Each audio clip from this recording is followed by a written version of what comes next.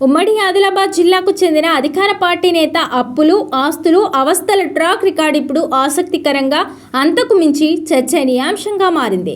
గతంలో ఆయన తీవ్ర అప్పులు చేసి పీకల్లోతు కష్టాల్లో కూరుకుపోవడమే కాదు, బ్యాంకులు ఆయన్ను డిఫాల్టర్గా ప్రకటించాయట. ఇక మార్గమే లేదు, అంతా డమాల్. ఆయన కథ ముగిసిందనుకునే లోపే 2023లో ఫస్ట్ టైం అసెంబ్లీకి ఎన్నికయ్యారట.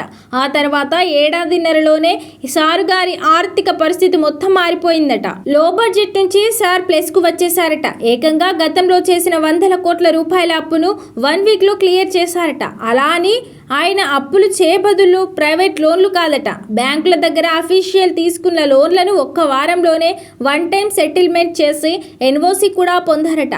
25 ఏళ్లుగా రాజకీయాల్లో కొనసాగుతున్న సదరు నేతకు బిజినెస్ మ్యాన్గా పేరుంది. తన కుటుంబ సభ్యులు గతంలో వివిధ బిజినెస్లలో పార్ట్నర్లుగా ఉన్నారట.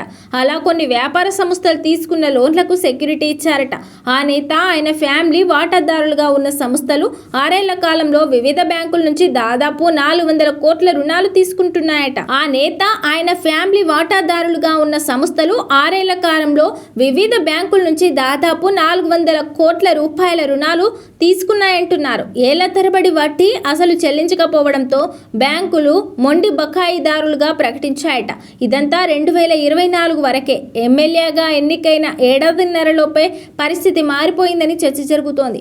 కేవలం వారం రోజుల వ్యవధిలోనే బ్యాంకుల్లో ఏళ్ల తరబడి భారీగా పేరుకుపోయిన బకాయిలను 400 కోట్లకు పైగా సదరు సంస్థలు తీర్చేయడం వ్యాపార, రాజకీయ వర్గాలను షాకింగ్గా గురిచేసిందట. ఇదెలా సాధ్యమైంది, ఏం జరిగిందనే చర్చకు తెరలేపిందట. అప్పుల ఊబిలో కూరుకుపోయి డిఫాల్టర్లుగా మారిన సదరు నేత వరుస ఓటముల తర్వాత 2023 ఎన్నికల్లో అధికార పార్టీ తరపున అసెంబ్లీకి ఎన్నికయ్యారు. ఆ తర్వాత ఏడాదిన్నరలోపే 100 కోట్ల లోన్లను వారం రోజుల్లో బ్యాంకులకు తిరిగి చెల్లించడం హాట్ టాపిక్ అవుతుంది. ఓ బ్యాంకుకు 1 టైం సెటిల్మెంట్ కింద 120 కోట్లు చెల్లించేశారట. తమకు బకాయి పన్ను మొత్తం తిరిగి వసూలైందని, సదరు బ్యాంక్ ఎన్ఓసి కూడా జారీ చేసిందని అంటున్నారు. అయితే 100 కోట్లు అప్పులు క్లియర్ చేసిన సదరు నేత 2023 ఎన్నికల అఫిడవిట్లు మాత్రం ప్రస్తుత పరిస్థితికి భిన్నంగా ఉన్నాయట.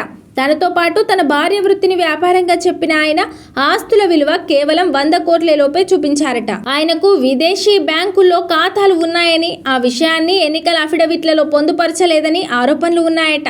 అయితే గతమంతా అప్పుల ఊబిలో కొట్టుముట్టాడి ఒకేసారి 100 కోట్ల రుణాలను ఎలా చెల్లించారని ఆరా తీస్తే అనేక ఇంట్రెస్టింగ్ విషయాలు వెలుగు చూస్తున్నాయట.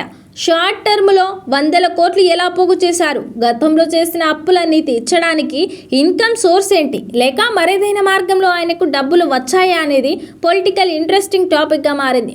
400 కోట్లకు పైగా లోన్ బకాయిలు వారం వ్యవధిలోనే తీర్చేయడం అనేక అనుమానాలకు తావిస్తుంది. దీనిపై సదరు ఎమ్మెల్యే నోరు విప్పితే కానీ అసలు వాస్తవాలు బయటకు వచ్చే పరిస్థితి లేదు.